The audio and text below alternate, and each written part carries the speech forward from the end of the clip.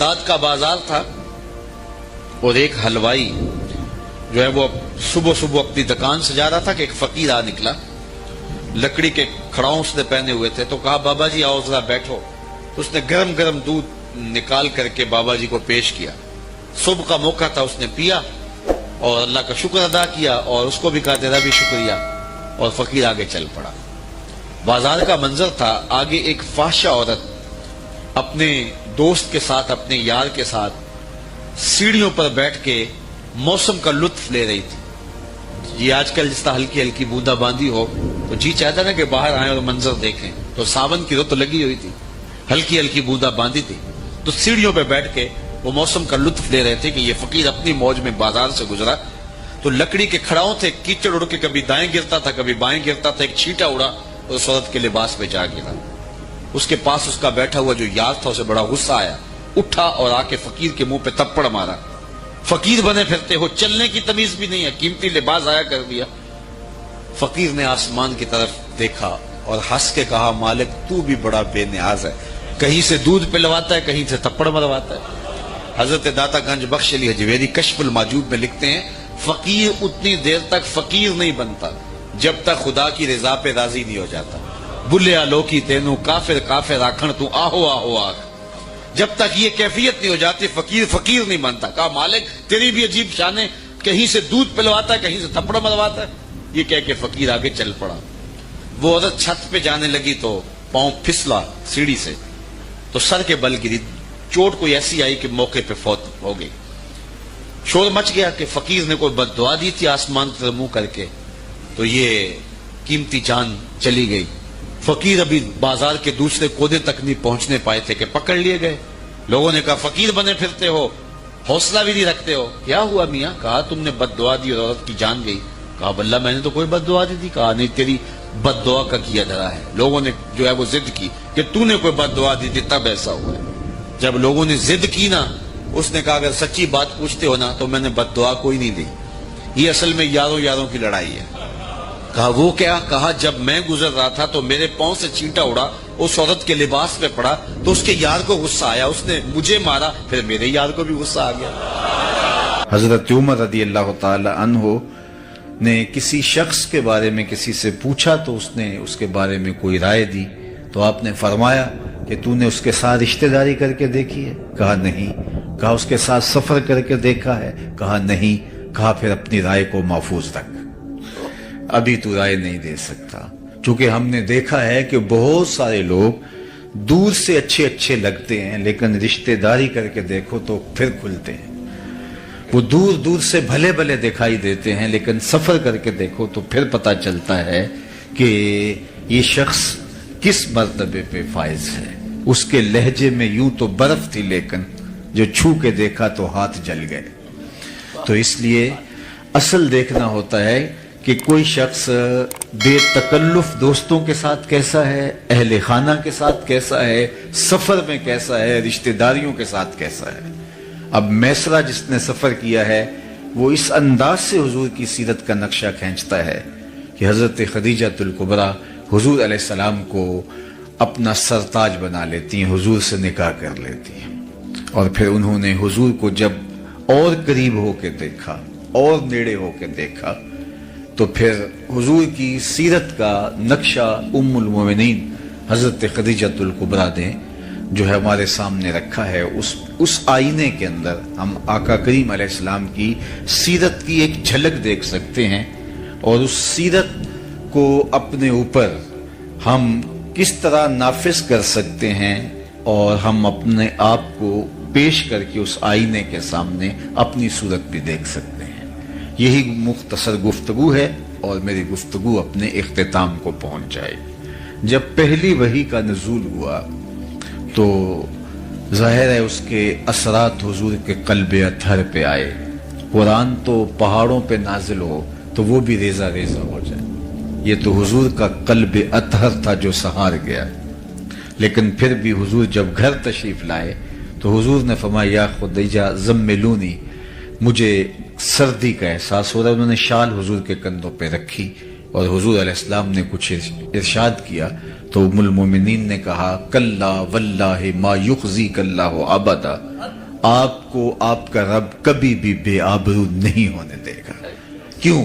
اب یہ برجستہ حضور کی سیرت کے عناوین سامنے رکھتی ہیں، اور جب کسی شخص کے بارے میں رائے پوچھی جائے تو انسان اس کے بہت قریب بھی ہو تو اس کی وہی خوبیاں بیان کرتا ہے جو اس نے بکثرت دیکھی ہوں، ورنہ کسی کے بارے میں رائے پوچھی جائے تو وہ 2 لمحوں کے لیے سوچتا ہے، غور و تأمل کرتا ہے اور پھر کوئی رائے قائم کرتا ہے، لیکن جو خوبیاں تسلسل کے ساتھ نظر سے گزرتی رہیں تو وہ انسان بلا تأمل بغیر کسی تردد کے بیان کر دیتا ہے۔ جب آقا کریم نے کہا کہ مجھے اپنی جان کا اندیشہ ہے تو ام المومنین نے کہا آپ پریشان نہ ہو، کلا واللہ ما یخزیک اللہ ابدا انک لتصل الرحم وتحمل الکلا وتکسب المعدوم وتقری الضیف وتعین علی نوائب الحق، اور ایک روایت میں وتصدق الحدیث۔ تو حضور کے یہ نمایاں 5 یا 6 وصف انہوں نے بیان کیے، کہا کہ آپ پریشان نہیں ہوں، آپ کا رب آپ کو کبھی بھی جو ہے وہ آپ کی شان میں فرق نہیں آنے دے گا، اس لیے کہ آپ کا وصف نمایاں یہ ہے کہ آپ رشتہ داروں کے ساتھ سلوک اچھا کرتے ہیں، چونکہ سب سے پہلا دائرہ جو ہمارے ارد گرد کھینچا ہوا ہے وہ ہمارے رشتہ داروں کا ہے، اس کے بعد پھر آگے چلتے ہیں۔ تو یہیں سے دیکھ لیں کہ کوئی کیسا ہے، کسی شخص کو دیکھنے کے لیے، پرکھنے کے لیے یہی اندازہ کرنا ہوتا ہے کہ اپنے رشتہ داروں کے ساتھ اس کا رویہ کیا ہے۔ اور میرے اور آپ کے آقا و مولا حضور ختمی المرتبت صلی اللہ علیہ وآلہ وسلم نے نہ صرف رشتہ داروں کے ساتھ حسن سلوک کرنے کی لوگوں کو تلقین کی، آقا کریم کا اپنا عمل دیکھیے، رشتہ داروں نے جو کچھ کیا اور پھر میرے حضور نے اس کا جو جواب دیا اور حکم دیا، سل من قطعک وات من حرمک، جو تم سے تعلق توڑے تم اس سے تعلق جوڑو، جو تمہیں محروم رکھے تم اس کی جھولیاں بھر دو۔ عمومی طور پہ بندہ کہتا ہے اگر کوئی 10 قدم پیچھے اٹھے گا تو میں 50 قدم پیچھے ہٹ جاؤں گا، تو یہ کیا کمال ہوا؟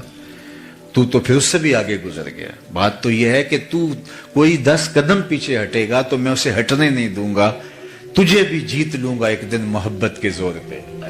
تو یہ صلہ رحمی ہے، جو شخص یہ چاہے، فرمایا میرے اور آپ کے آقا و مولا حضور ختمی المرتبت صلی اللہ علیہ وآلہ وسلم نے، ہمارے ماں باپ ان پہ قربان ہوں، زندگی گزارنے کا ڈھب سکھایا، اسلوب دیا، جو کوئی چاہے کہ اس کی عمر میں برکت ہو اور رزق میں اضافہ ہو، وہ رشتہ داروں کے ساتھ سلوک اچھا کرے۔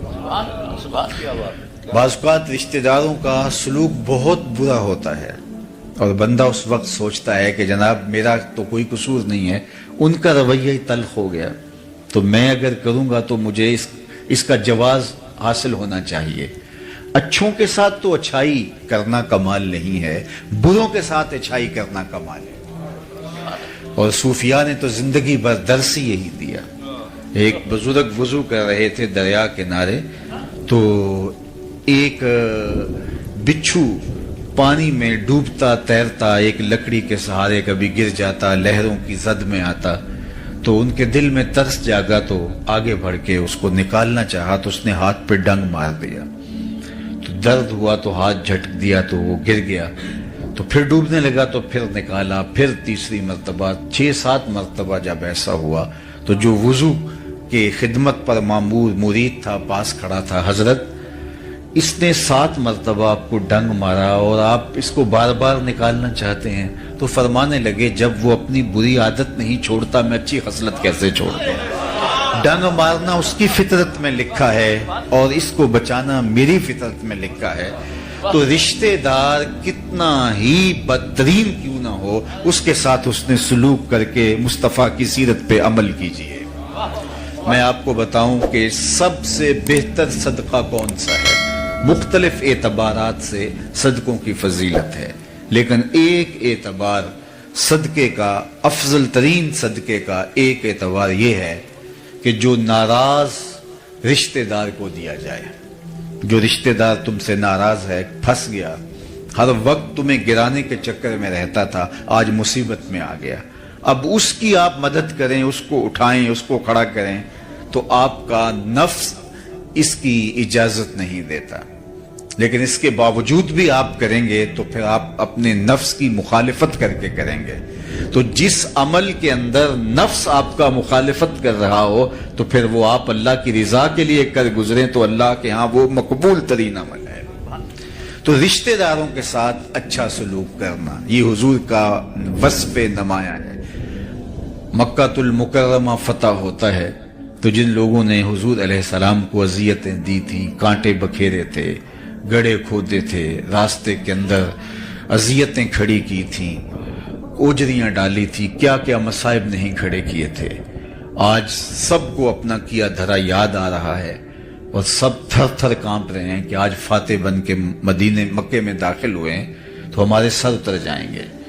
لیکن حضور جب تشریف لائے تو فرمایا ان سب کو بلا کے بتاؤ میں تمہارے ساتھ کیا سلوک کروں، تو انہوں نے کہا کہ آپ کریم باپ کے کریم بیٹے ہیں تو ہم آپ سے خیر کی توقع رکھتے ہیں، اور ان کا خیال یہ تھا کہ گردنیں اترنے سے بچ جائیں تو یہ بھی بڑی بات ہے، شہر بدر کر دیے جائیں اور سزا دے دی جائے لیکن جان بخشی ہو جائے، اور انہوں نے کہا کہ آپ کریم باپ کے کریم بیٹے ہیں، ہم آپ سے خیر کی توقع رکھتے ہیں۔ تو میرے اور آپ کے آقا و مولا نے جو جواب دیا ان کی آنکھیں کھلی کی کھلی رہ گئیں، ان کو یہ توقع نہیں تھی جو حضور علیہ السلام نے فرمایا، اذهبوا انتم الطلقاء، جاؤ تم سب آزاد ہو، اور آج میں تمہیں وہی کہوں گا جو میرے بھائی یوسف نے اپنے بھائیوں سے کہا تھا، لا تثریب علیکم اليوم، اللہ اکبر۔ تو یہ تھا حضور کا رویہ، یہ تھا حضور کا رشتہ داروں کے ساتھ اس نے سلوک، خون کے پیاسوں کو قبائیں دی، اللہ اکبر۔ اور فتح مکہ کے موقع پر آپ تاریخ پڑھیں، کچھ لوگوں کے بارے میں حضور نے معافی نہیں دی، یہ وہ بدترین لوگ تھے کہ جنہوں نے بہت اذیت پہنچائی تھی۔ ان میں ابن خطل تھا، اس کی لونڈیاں جو ہے وہ ارنبا اور اس طرح اور کچھ لوگ تھے۔ ایک شاعر تھے کعب بن زہیر، تو ان کے بارے میں بھی سخت حکم دیا، من لقی منکم کعب بن زہیر فلیقتلہ، تم میں سے کسی کو بھی کعب بن زہیر ملے تو اسے چھوڑنا نہیں، اسے قتل کر دینا ہے، سخت حکم دیا حضور نے۔ اب ابن قتل بھی مارا گیا، کعبے کے پردے میں چھپ گیا تھا، وہاں سے نکال کر کے چاہے زمزم اور مقام ابراہیم کے درمیان اس کو کاٹا گیا، اور باقی اس کی لونڈیوں کو بھی، لیکن یہ بھاگ گیا۔ تو اس کے بھائی نے اس کو پیغام بھیجا کہ تو حضور علیہ السلام کے غلاموں کی نظروں سے کب تک بچتا رہے گا، آخر کسی دن تو ان کے ہتھے چڑھے گا اور وہ تجھے چھوڑیں گی نہیں، چونکہ تیرا مشخص کر کے نام حضور نے ذکر کیا ہے، گلی گلی میری یاد بچھی ہے، پیارے رستہ دیکھ کے چل، مجھ سے اتنی وحشت ہے تو میری حدوں سے دور نکل، کدھر بھاگے گا۔ اس نے کہا کہ پھر میں کیا کروں، کہا کہ تو کسی طرح حضور کی خدمت میں خود حاضر ہو جا اور معافی طلب کر لے، مجھے امید ہے وہ معاف کر دیں گے۔ آرڈر بہت سخت ہے، اور آقا کریم علیہ السلام کی خدمت میں وہ اس طرح حاضر ہوا کہ فجر کا وقت تھا، ابھی اندھیرا چھایا ہوا تھا، حضور مسجد میں تشریف فرما تھے، اس نے چہرے پہ کپڑا لپیٹا اور آقا کریم کے قریب آ کے بیٹھ گیا۔ اس کا خیال یہ تھا کہ میں بات چھیڑتا ہوں، اگر کوئی راستہ ملتا ہے تو میں بتاؤں گا کہ میں کعب بن زہیر ہوں، اور اگر نہیں راستہ ملتا تو کسی پتلی گلی سے نکل جاؤں گا، اور حاضر ہو کے کہتا ہے جناب اگر ہم کعب بن زہیر کو ڈھونڈ لائیں تو آپ معاف کر دیں گے۔ تو آقا کریم نے مسکرا کے کہا کعب تو آج گیا ہے، جا میں نے معاف کر دیا۔ اس کو تو توقع بھی نہیں تھی، تو بولا کہ حضور جس زبان سے آپ کی ہجف کہتا رہا، آج اسی زبان سے آپ کی نعت کہنا چاہتا ہوں۔ تو فرمایا ممبر بچھ لینے دو، لوگ بھی جمع ہو گئے، اور کعب بن زہیر نے اپنا مشہور قصیدہ بانت سواد کہا، جسے قصیدہ بردہ بھی کہا جاتا ہے۔ ایک تو امام بوصیری کا قصیدہ بردہ ہے، لیکن اس قصیدے کو بھی قصیدہ بردہ اس لیے کہا جاتا ہے جب انہوں نے قصیدہ مکمل کیا تو حضور نے چادر پیش کی، تو لیکن اس کا مشہور نام قصیدہ بانت سواد ہے۔ تو اس نے ممبر پہ کھڑے ہو کے جو کہا ذرا سنیے، اتیت عند رسول اللہ معتذرا والعذر عند رسول اللہ مقبول۔ لوگوں معافی مانگنے آیا تھا، یہاں آ کے پتا چلا نبی تو ہے ہی بندہ نواز، اور آگے کیا کہتا ہے؟ ان الرسول لنور یستضاء بہ مہند سیف من سیوف الہند مسلول، بے شک بغیر کسی شبے کے اللہ کا نبی نور ہے، ایسا نور جس سے زمانہ چمک رہا ہے، جس نور سے لوگ بھی فیضیاب ہو رہے ہیں، ہندوستان کے لوہے کی تنی ہوئی تلوار ہے۔ صلابت میں، سختی میں ہندوستان کا لوہا معروف تھا، تو اس لیے انہوں نے کہا ہندوستان کے لوہے کی تنی ہوئی تلوار ہے۔ تو حضور نے اس شعر میں اصلاح دی، کہا مجھے ہندوستان کے لوہے کی تلوار نہ کہو، مجھے اللہ کی تلوار کہو۔ اللہ اکبر۔ تو جو دشمن تھے، جنہوں نے اذیتیں دیں، تکلیفیں دیں، اللہ کے محبوب علیہ السلام نے ان کے لیے کس قدر دامن رحمت کو شادہ فرمایا، اور رشتہ داروں کے ساتھ جو حضور نے سلوک کیا، جس طرح معافی کا عام اعلان کیا، خون کے پیاسوں کو قبائیں دی، یہ حضور کا ہی طریق ہے۔ تو میں اور آپ اپنے اندر اتر کے دیکھیں، ہم اس نبی کے ماننے والے چھوٹی چھوٹی بات پر اختلاف کی، انا کی دیواریں کھڑی کر لیتے ہیں، اور پھر اپنی نسلوں کو بھی ان دیواروں کے آگے، ان دیواروں کے اطراف میں کھڑا کر کے ہمیشہ کے لیے راستہ بند کر دیتے ہیں۔ جو خون کے پیاسے تھے، جو چراغ حیات بجھا دینا چاہتے تھے، جب نبی علیہ السلام غالب آئے تو حضور نے ان کو بھی معاف کر دیا، اور بغیر کسی شرط کے معاف کر دیا۔ تو پہلا حضور کا وصف جو ام المومنین نے بیان کیا، انک لتصل الرحم، اور دوسرا وصف بیان کیا وتحمل الکلہ، جس کا کوئی بوجھ اٹھانے والا نہیں، اس کا بوجھ آپ اٹھاتے ہیں۔ اللہ اکبر۔ ضرورت مندوں کے آپ کام آتے ہیں۔ حضور اس وقت بھی لوگوں کے کام آتے تھے جب حضور کی عمر بچپنے کی تھی۔ اللہ اکبر۔ حضور غریب ہو کے بھی غریب پرور تھے، ظاہری غربت، ورنہ تو حضور جیسا امیر کون ہو سکتا ہے۔ یہ وہ اس کہانی کی بات کر رہا ہوں کہ مالک کونین ہیں، گو پاس کچھ رکھتے نہیں، دو جہاں کی نعمتیں ہیں ان کے خالی ہاتھ میں، یتیم ہو کے یتیم پرور ہیں۔ حضور علیہ الصلوۃ والسلام کے چچا جناب ابو طالب کے پاس لوگ آئے اور کہا کہ جناب بارش نہیں ہو رہی اور آپ اولاد اسماعیل سے ہیں، تو اللہ کی بارگاہ میں بارش کی دعا کیجئے۔ تو انہوں نے کہا آپ صحن حرم میں پہنچو، میں بھی آتا ہوں، اور اللہ کی بارگاہ میں ہم سب مل کے عرض کرتے ہیں۔ تو لوگ صحن حرم میں جمع ہوئے۔ حضور علیہ السلام کی عمر پاک اس وقت تھی 8 سال یا 9 سال، تو آقا کریم کو ساتھ لیا اور کعبۃ اللہ کی دیوار کے ساتھ آقا کریم کو یوں کھڑا کیا کہ حضور کی پشت کعبے کی دیوار سے مس ہو رہی تھی، کعبے کی دیوار سے چھو رہی تھی، اور رخ لوگوں کی طرف تھا۔ تو حضور کے چچا نے ہاتھ پھیلا کے کہا مالک اس گوری رنگت والے کے صدقے بارش ڈال دے۔ تو کہتے ہیں لوگ گھروں میں بھیگ کے گئے۔ پھر وقت گزرتا گیا، اعلان نبوت جب ہوا تو کفار نے حضور کے خاندان کو شاب ابی طالب میں محصور کر دیا۔ 3 سال تک محصوری کا زمانہ کاٹا، کھانا نہیں جانے دیتے تھے، پانی نہیں پینے کی ضروریات باہم نہیں پہنچنے دیتے تھے، معاہدہ لٹکایا تھا چمڑے کے اوپر لکھ کر کعبۃ اللہ کی دیوار کے ساتھ۔ تو کوئی غلہ بھی بیچنے آتا باہر سے، راستے میں خرید لیتے، ان تک غلہ بھی نہ پہنچنے دیتے۔ اہل حق کے لیے یہ مشکلیں شروع سے ہیں۔ اللہ اکبر۔ اسلام کی تاریخ یہاں سے شروع ہوتی ہے۔ تو اس وقت حضور کے چچا نے حضور کی شان میں ایک قصیدہ لکھا، جس میں قریش کو خاص طور پہ مخاطب ہو کر کے ماضی کی اس کہانی کو یاد دلایا، جب بارش نہیں ہو رہی تھی اور لوگ حضور کے چچا کے پاس آئے تھے، تو کہا کہ وہ وقت بھول گئے ہو جب اس پیارے کے چہرے کو دیکھ کے بادل امٹ کے آئے تھے۔ وَعَبْيَتْ يُسْتَسْقَى الْغَمَامُ بِوَجْهِهِ ثِمَارُ الْيَتَامَى عِصْمَةٌ لِلْأَرَامِلِ۔ کہا یہ میرا وہی گوری رنگت والا بھتیجا ہے جس کو دیکھ کے بادل امٹ کے آتے ہیں، اور یہ یتیموں کا سہارا ہے اور بیواؤں کا آسرا ہے۔ تو یہ حضور کا وصف ہے کہ جس کا کوئی بوجھ اٹھانے والا نہیں، حضور اس کا بوجھ اٹھایا کرتے تھے۔ وَتَقْسِبُ الْمَعْدُومِ، حضور کا وصف بیان کیا گیا جس کا کوئی کمائی کرنے والا نہیں ہے، حضور اس کے لیے کمائی کرتے ہیں۔ اپنے لیے جینا یہ کون سا کمال ہے؟ یہ بات ذہن میں رکھیے کہ رزق کمانا 3 نیات کے استحضار کے ساتھ عین دین ہے اگر وہ رزق حلال ہو، اور اگر وہ رزق حلال نہیں ہے تو نیات جتنی بھی اچھی ہوں پھر بھی بربادی ہے، یا جو ہے وہ رزق حلال ہے لیکن نیات اور ہیں جن کو شریعت نے پسند نہیں کیا تو پھر بھی سراسر بربادی ہے۔ ہم اس دنیا کے اوپر اللہ کی معرفت حاصل کرنے کے لیے آئے، ہمارا مقصد تخلیق اللہ کو پہچاننا ہے، اور اگر ہم یہ نہیں کر پاتے من کانا فی ہذہ اعمی فہو فی الآخرۃ اعمی واضل سبیلا، جو اس دنیا میں اندھا رہا کل قیامت کے دن بھی نابینا اٹھایا جائے گا۔ اس سے ان آنکھوں کی بے نوری مراد نہیں ہے، دل کی بے نوری مراد ہے۔ اسی لیے اقبال نے کہا تھا دل بینا بھی کر طلب خدا سے، کہ آنکھ کا نور دل کا نور نہیں، آنکھ کا نور اور ہے دل کا نور اور ہے۔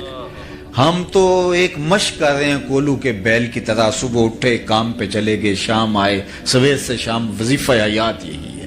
اکبر الہ آبادی نے اپنے زمانے میں کیا خوب کہا تھا، کیا بتائیں احباب کیا کار نمایاں کر گئے، بی اے کیا نوکر ہوئے پینشن ملی اور مر گئے۔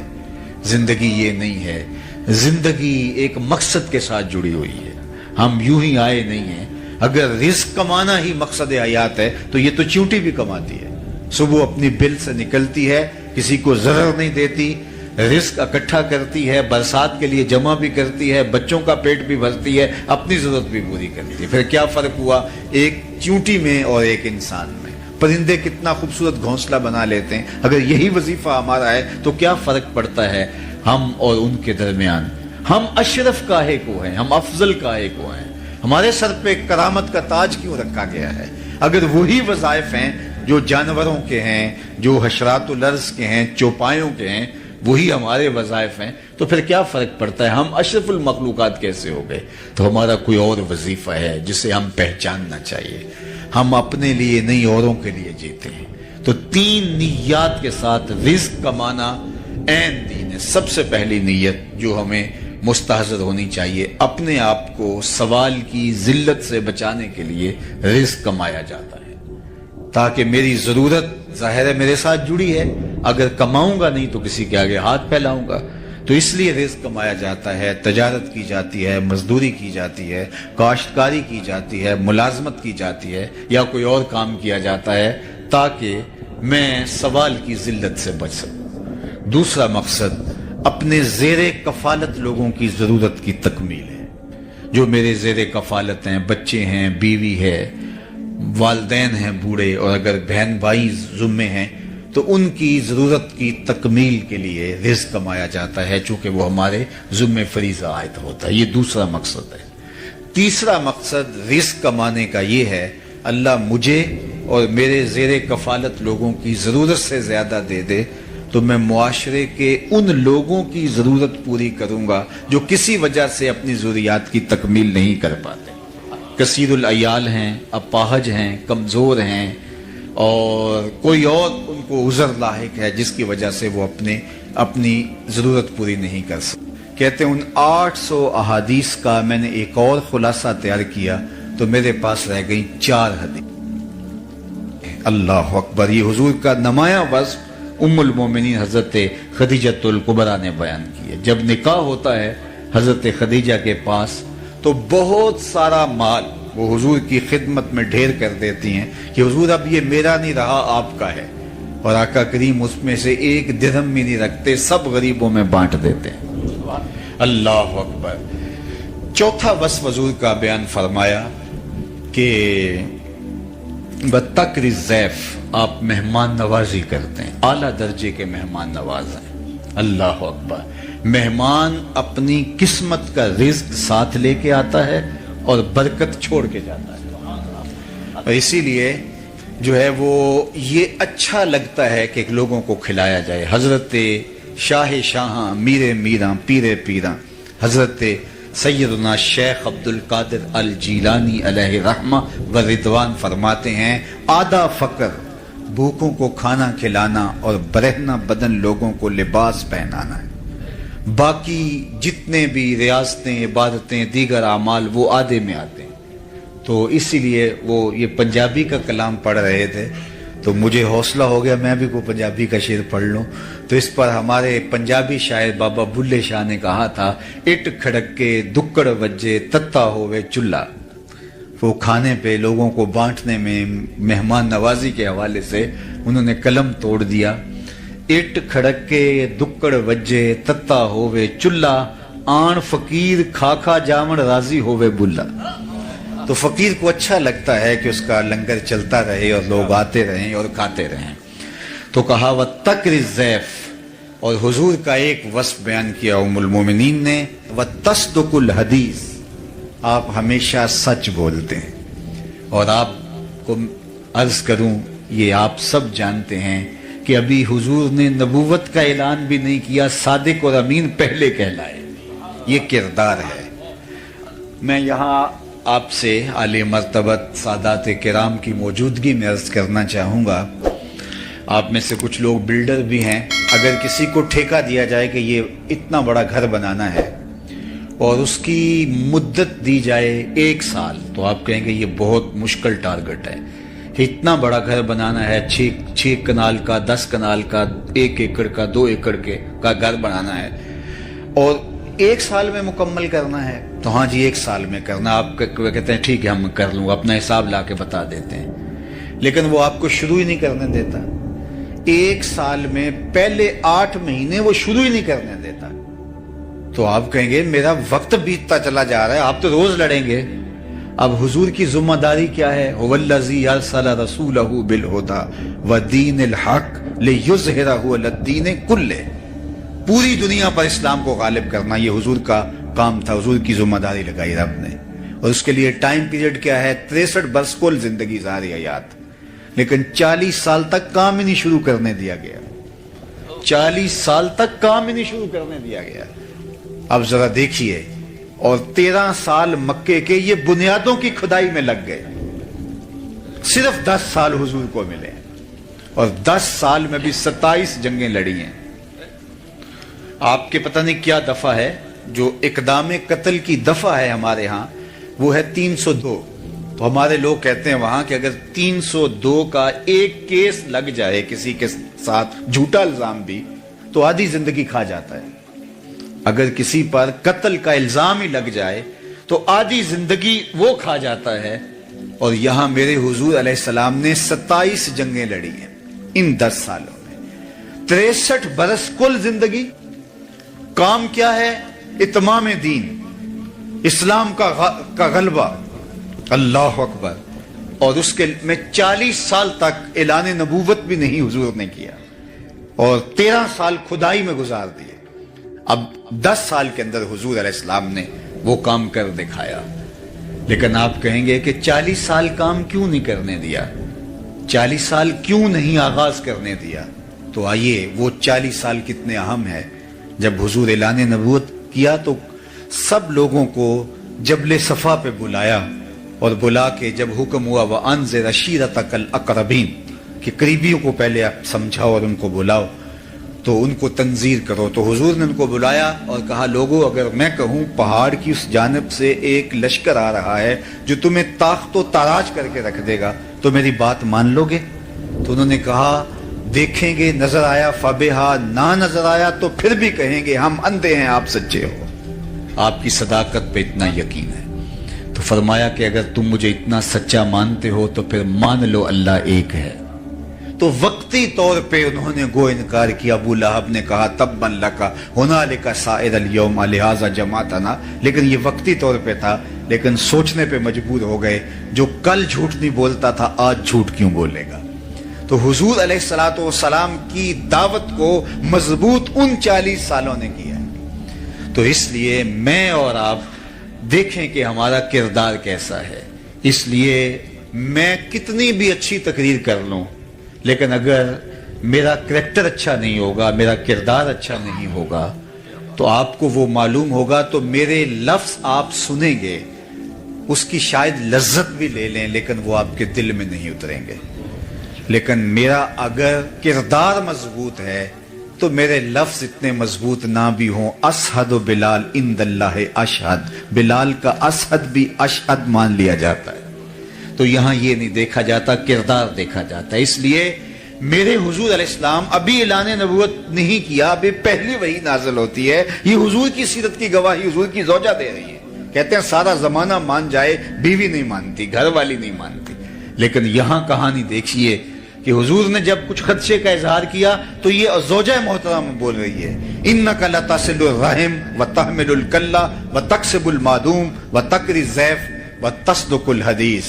حضور آپ کی زبان سے کبھی ہم نے جھوٹ سنا ہی نہیں ہے، صادق بھی آپ ہیں، امین بھی آپ ہیں۔ قریشی مکہ نے حضور کو صادق اور امین کہا۔ اور یہاں لطف کی بات آپ کو بتاؤں کہ جب حضور کے گھر کا انہوں نے گھیراؤ کر لیا اور آقا کریم علیہ السلام کو شہید کرنے کے درپے ہوئے اور آقا کریم پھر ہجرت فرما گئے اور حضرت علی المرتضیٰ رضی اللہ تعالیٰ عنہ کو اپنے بستر پہ لٹا دیا، تو انہوں نے حضور کو شہید کرنے کا عزم مصمم کیا تھا اور کہا کہ اگر بنو ہاشم اٹھے تو مل کے لڑیں گے، اگر خون بہا کی ضرورت پڑی تو مل کے دے دیں گے، اور سب حضور کے گھر کا محاصرہ کرنے آ گئے۔ اور حضور علیہ السلام نے کیا کہا، علی صبح اٹھنا، میرے بستر پہ لیٹ جاؤ، صبح اٹھنا اور امانتیں دے کے مدینے چلے آنا۔ تو معلوم ہوا کہ جب وہ حضور کے گھر کا محاصرہ کیے ہوئے تھے، ان کی امانتیں حضور کے گھر میں پڑی ہوئی، تو جو اس انتہائی حد تک پہنچ گئے تھے تو اولین فرصت کے اندر وہ اپنی امانتیں نکلواتے نا، پھر اس کے بعد اگلا قدم کرتے۔ آپ کسی پر دھاوا بولنے لگیں تو اس کے ہاں آپ کی امانتیں پڑی ہوں تو آپ کہتے ہیں کہ پہلے اپنی امانتیں تو طریقے سے نکلواؤں، لیکن قریش کو معلوم تھا جو بھی ہو جائے محمد عربی ہماری امانتیں ضائع نہیں ہونے دے گا۔ یہ ہے حضور کا امین ہونا، یہ ہے حضور کا کردار، یہ ہے حضور کی عظمت۔ اللہ اکبر۔ تو کہا وتصدق الحدیث، یہ ہمیشہ سچ بولتے ہیں۔ میں اور آپ دیکھیں، ایک تو ہمارا عشق رسول یہ ہے کہ ہم حضور کے نام کے نعرے لگائیں، میں اس کا انکار نہیں کرتا۔ ایک ہمارا عشق رسول یہ ہے کہ ہم آقا کریم علیہ الصلوۃ والسلام کے نام کے تذکرے کریں، یہ بھی محبت کا ایک پیرایا ہے، رنگ ہے۔ لیکن حضور کی محبت اور حضور کے پیار کا یہ رنگ کہ ہم آقا کریم کی سیرت کے سانچے کے اندر اپنے آپ کو ڈھال لیں۔ محمد دی زیارت محمد دے رنگ وچ، یہ ٹھگ بازیاں جانے پیارا محمد صلی اللہ علیہ وسلم۔ تو میں اور آپ دیکھوں کہ میں اور آپ اگر حضور سے محبت کرتے ہیں تو کیا میری زبان جھوٹ تو نہیں بولتی؟ حضور سے پوچھا گیا علیہ السلام سے کہ مومن بزدل ہو سکتا ہے؟ فرمایا نہیں، مومن بہادر ہوتا ہے، لیکن ہو سکتا ہے کبھی بزدلی کر جائے، آخر بشری تو ہے۔ پھر پوچھا گیا مومن بخیل ہو سکتا ہے؟ کہا نہیں، سخی ہوتا ہے، لیکن ہو سکتا ہے کبھی بخل بھی کر جائے، آخر بشری تو ہے۔ بلکہ ایک روایت میں آتا ہے جو اولاد ہے مجبنہ بھی ہے، مبخلہ بھی ہے، یعنی کوئی شخص جب صاحب اولاد نہیں ہوتا تو بڑا بہادر ہوتا ہے، مشکل میں چھلانگ لگا دیتا ہے اور شاہ خرچ بھی ہوتا ہے، لیکن اولاد کے بعد تھوڑا تھوڑا بخیل ہو جاتا ہے اور تھوڑا تھوڑا بزدل ہو جاتا ہے۔ تو کہا یہ مبخلہ بھی ہے، مجبنہ بھی ہے، تھوڑی بخیل بھی بنا دیتی ہے، تھوڑا سا بزدل بھی بنا دیتی ہے۔ کہا مومن بخیل ہو سکتا ہے؟ کہا نہیں، مومن جو ہے وہ بہادر ہو سخی ہوتا ہے، لیکن ہو سکتا ہے کبھی بخل بھی کر جائے۔ مومن کیا بزدل ہو سکتا ہے؟ نہیں، بہادر ہوتا ہے، لیکن ہو سکتا ہے کبھی وہ بزدلی بھی کر جائے۔ تیسرا سوال حضور سے پوچھا گیا مومن جھوٹا ہو سکتا ہے؟ حضور نے فرمایا جھوٹا نہیں ہو سکتا، یہ طے ہے مومن ہو جھوٹا ہو یہ نہیں ہو سکتا۔ اور میں اور آپ کہیں کہ اگر جھوٹ نہ بولے تو سودا ہی نہیں بکتا ہے، قدم قدم پہ جھوٹ بولیں تو پھر کس طرح ہم حضور سے دعوی محبت کر سکتے ہیں؟ تو مومن کی یہ شان ہے کہ جھوٹا نہیں ہوتا۔ تو آئیے میں اور آپ اپنے آقا کے اس وصف کو اپنے اندر اتاریں۔ میرے استاد فرمایا کرتے تھے یہ نہ ہو کہ لوگ تمہیں پوچھیں تم کون ہوتے اور تم بتاؤ جناب ہم مسلمان ہوتے ہیں، یہ دیکھو مذہب کے خانے میں اسلام لکھا ہے۔ آپ فرمایا کرتے تھے صاحب نہ کسی کو پوچھنے کی نوبت آئے نہ تمہیں بتانے کی ضرورت ہو، تمہارا کردار ایسا ہو تم دور سے چلے آ رہے ہو، لوگ کہیں وہ دیکھو حضور کا غلام آ رہا، نور آنکھوں میں تو چہروں پہ اجالے ہوں گے، مصطفیٰ والوں کے انداز نرالے، دنیا میں بھی ان کے دم سے مقدر چمکا، محشر میں بھی ان کی رحمت کے حوالے ہوں۔